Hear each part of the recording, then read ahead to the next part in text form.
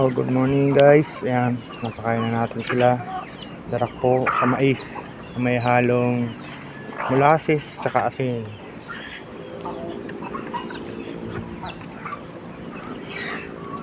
Ayan po yung mga ating mga itik, mga bibi. Ayan, ayan po sila oh.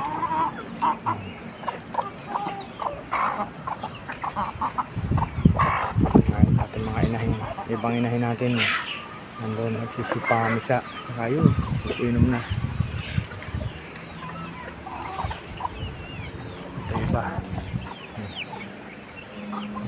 Tanaw.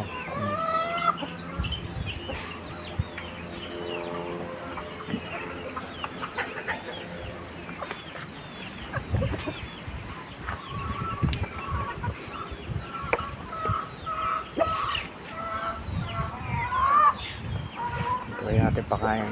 Darak sa mais.